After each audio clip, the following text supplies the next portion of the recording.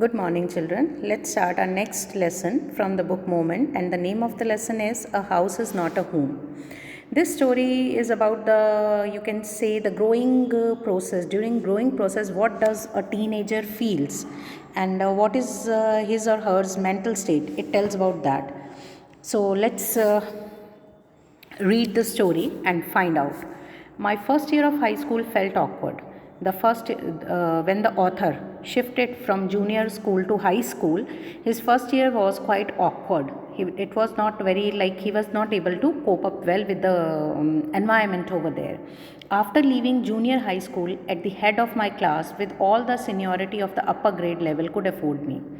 He was very good, and he was a monitor when he left the when author left his school, junior school. He was the monitor of the class, and like, he had the maturity of being going to a senior school, upper grade, and all.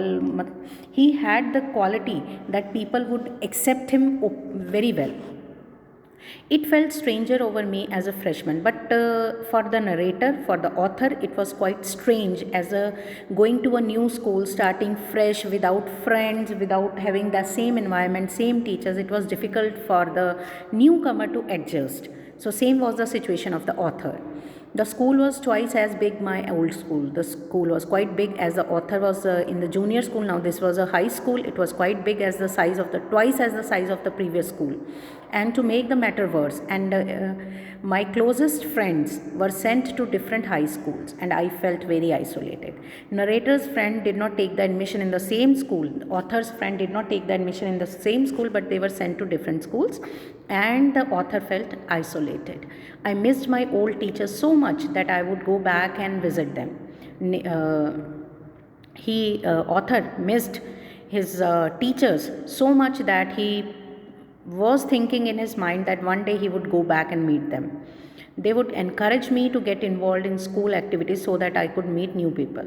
His teachers, they all encouraged author to meet, to get involved, to take part in the different school co-curricular activities, and to make new people, to make friend with the new people. They told me that in time I would adjust, and teachers told him that in due time the author will be able to adjust in his new school and probably end up loving my new school more than I had the old one. And they also told him that with due time, when time will be given, you will very well adjust in the new school, and it may also happen that in the end you may like your new school more than your old one. They made me promise that when that happened, I would still come back and visit them from time to time. And the teachers also took a promise from the author that if the same thing happens, like if he likes his new school much than his older school, but still he has to come back to visit his teachers. I understood the psychology in what they were saying. Author said, I know why they were saying these things to him, so that he does not miss all these things. He doesn't miss his school, and he finds comfort in the new place. One Sunday afternoon, not so long after I had started high school, it was not the much time he had started his high school. One Sunday afternoon, author was sitting at home doing at a dining room table doing homework. Author was doing his homework sitting on the dining table. It was a cold and windy fall day, and we had a fire going in our fireplace. It was quite cold and windy, so the fireplace fire was burning. As usual, my red tabby cat was lying on the top of all my paper, purring loudly, occasionally sweating at my pen for entertainment's sake. He had a pet red cat which was sitting over there on all the author's paper. It was purring, means it was making sounds from time to time, occasionally sweating, and occasionally at my pen for entertainment sake. And for the entertainment sake, from time to time, it tried to kill the flies. She was never far from me. The cat was never far from author. I had rescued her when she was a kitten. The narrator, once the cat was caught somewhere, the author rescued her. So when it was a kitten, Somehow she knew that I was the one responsible for giving her the good life. Somehow the cat, understood that the author is going to take care of him, and author was going to give her a good life. She was never sorry. My mother kept stoking the fire to keep the house nice and warm. Mother uh, kept on putting the woods in the fireplace so that the house remained warm and cozy. Suddenly, I smelled something strange. Suddenly, author smelled something strange, and then I noticed it. Then he noticed smoke pouring it through the seams of the ceiling. Smoke was spreading into the room through the joints of the ceilings. The smoke began to fill the room so quickly we could barely see. The room filled with the smoke so quickly that they were not able to see anything. Groping our way to the front door, they were running to the front door. We all ran out of into the front yard.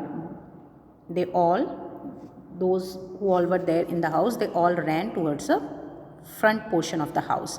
By the time we made our way outside, by the time they reached there, the whole roof was engulfed in flame. The whole roof of the house was, there was fire on the whole roof of the house, and it was spreading quickly. I ran to the neighbors to call the fire department.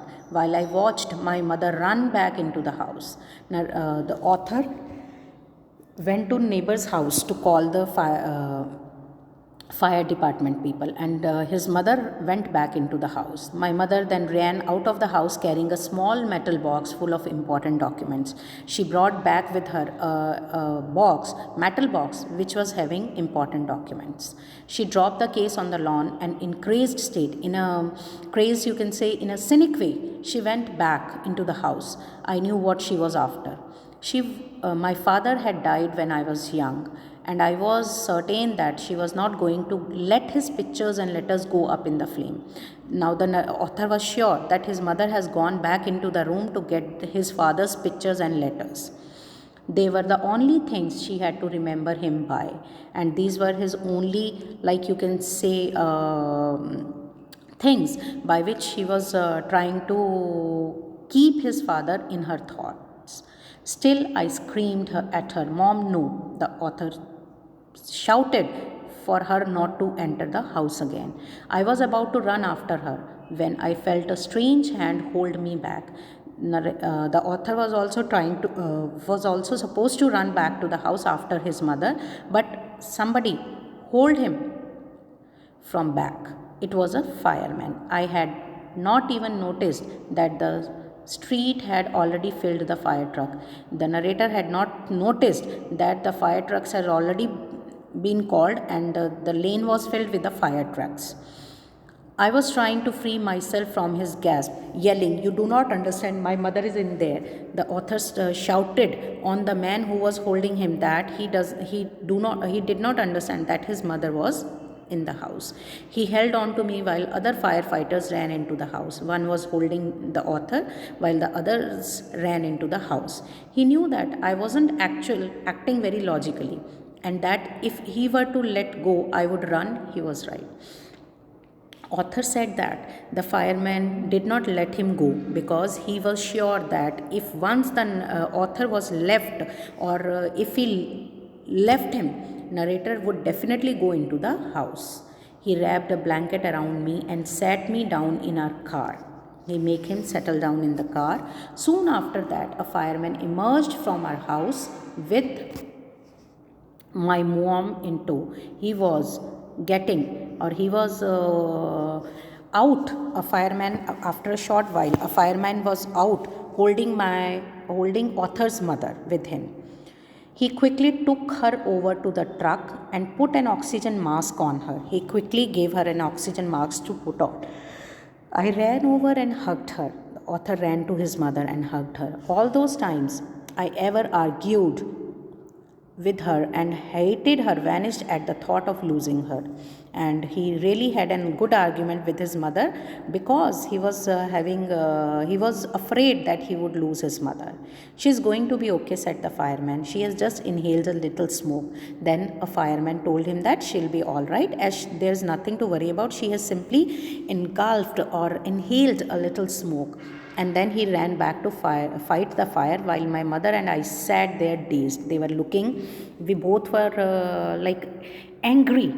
Dazed means to be angry. I remember watching my house burn down, thinking that there was nothing I could do about it. Author was feeling helpless at that moment. He was sitting and just watching his house burning down. 5 hours later, the fire was finally out. Our house was almost completely burned down. But then it struck me. I hadn't seen my cat. Then the author realized that he had not seen his cat anywhere. Where was my cat? Much to my horror, I realized that she was nowhere to be found. Author thought his cat to be dead. Then all at once it hit me, the new school, the fire, my cat. I broke down in tears. Now he started recalling all the things, his school where he felt strange, his cat which he thought to be burned down in the fire, and their house was completely burned down. Tears rolled down his cheeks. I was suffering loss and big time. Narrator was suffering loss. He was not feeling good. The fireman would not let us go back into the house that night. It was still too dangerous. The fireman would not allow author and his mother to go back into the house, as there may be the fire. Dead or alive, I could not imagine leaving without knowing my cat. It was very difficult for author to leave the place without knowing the whereabouts of his cat. Regardless, I had to go, but he had to go. We we piled into the car with just the clothes on our back and a few of the fireman's blanket, and made our way to my grandparents' house to spend the night. They went to author's grandparents' house just to spend a night over there. The next day, Monday, I went to school. Author went to school when the fire broke out. I was still wearing the dress. He was still wearing the dress I had worn to the church. That was Sunday morning. Author had gone to the church in the morning, and he was wearing the same clothes when the fire started in their house. I had no shoe, but he had no shoes. I had kicked them off when I was doing my homework. The author removed his shoes when he was doing his homework. They became yet another casualty of fire. It was another loss for him. So I had to borrow some tennis shoes from my aunt. Why couldn't I just stay home from school? He was thinking, why can't I stay at home? My mother would not hear of it, but I was looked weird. Author knew that his mother won't allow him to be home, but he looked very odd, quite odd. I had no books or homework, and my backpack was gone. His school bag was also burnt down. I had my life in that backpack. The more I tried to fit in, the worse it got. The more author tried to adjust with the facts or to understand the facts, his condition became worse and worse. That's what it felt like. I did not want to grow up or change to have handled life. It was going to be this way. Narrator was not able to adjust himself with the environment or you can say changes that were taking place in him and around him. He wanted the life as it was earlier. He did not want to grow up. I just wanted to curl up and die. He said, I just want to die. I walked around school like a zombie. He was walking around the school like a zombie. Everything felt surreal. Everything felt so strange. I wasn't sure what was going to happen. He wasn't sure what will happen in school. All the security I had known from my old school, my friends, my house, my cat, all had been ripped away. All has been taken away. When I walked through what used to be my house after school that day, I was shocked to see how much damage there was. When the narrator after school, when the author after the school, when he went to the place where it was their house earlier, I was shocked to see how much damage there was. He was shocked to see the damage. Whatever had not burned was destroyed by the chemicals and the water they had used to put the fire out. Whatever was the debris, the left behind things which were there in that place, those were also got damaged because of the use of the chemicals and the water to put the fire off. The only material thing not destroyed were the photo frame, photo album, document and some other personal items that my mother had managed to heroically rescue. Only few things, these things which his mother had brought out with her were these things which are mentioned here in these lines, and these were the only things which were left with them. But my cat was gone and my heart ached for her. Author's cat was gone and author felt really sad about his cat. There was no time to grieve, there was no time for pain. My mother rushed me out of the house. We would have to find a place to live and I would have to go buy some clothes for school. We had to borrow money from my grandparents because there were no credit cards, cash, or even any identification to be able to withdraw money from the bank. They were not having anything to withdraw money, cash cards, everything was gone into the fire. No identification papers, nothing was there with them. So they had. Everything had gone up in the smoke. That week, the rubble that used to be our house was being cleared off the lot. The whole week it took for the place to be cleaned up. Even though we had rented an apartment nearby, they had rented a house near that place, I would go over to watch them clear away debris. Author went always, like not always after the school, he usually went there to see the people removing the remainings of the house from that place, hoping that my cat was somewhere to be found. He was hopeful that he may find his cat.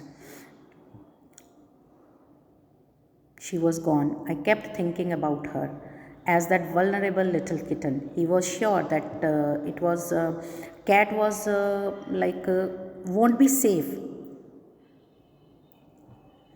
In the early morning when I would disturb her and get up, now author is explaining about his daily routine. When he used to get up from his bed, he used to disturb the cat. The cat would always move along with him in the house. After that, it would climb up his clothes and crawl into author's pocket and fall asleep. I always missing her terribly. Author was missing her. It always seems that the bad news spread quickly. ऐसा लगता है कि बुरी खबर बहुत जल्दी से फैलती है, and in my case it was no different. Everyone in high school, including the teachers, was aware of my plight. Everyone was aware of his bad condition, about his tragedy. I was embarrassed as if somehow I was responsible. He was feeling bad, author was feeling bad, as if he felt that people would think him to be the responsible of this problem. What a way to start off at a new school. He was thinking with such a note, he has to start his new school. This was not the kind of attention I was looking for. This was not the kind of attention he wanted from the people. The next day at school, people were acting even more strange than usual. He felt that people are acting strange. I was getting ready for gym class at my class locker. People were miling around me. People were getting collected around the author, asking me to hurry up. I thought it strange, but in the light of past few weeks, nothing would surprise me. First, author thought it is strange, but now he said, okay, so many things have happened to me, let this also. It almost seemed that they were trying to shove me into the gym. They were trying to talk to him, help him in the gym. Then I saw why. Then they came to know why. There was a big table set up. Shove him to take him, sorry. There was a big table set up, all kinds of stuff in. There was a big table in the gym. There were different types of things kept on that. Then I say why. Then he asked why. There was a big table set up. They had taken up a collection and bought me school supplies, notebooks, all kinds of different clothes, jeans, tops, sweatsuits. It was like Christmas. They all collected the money and they bought these things for the author.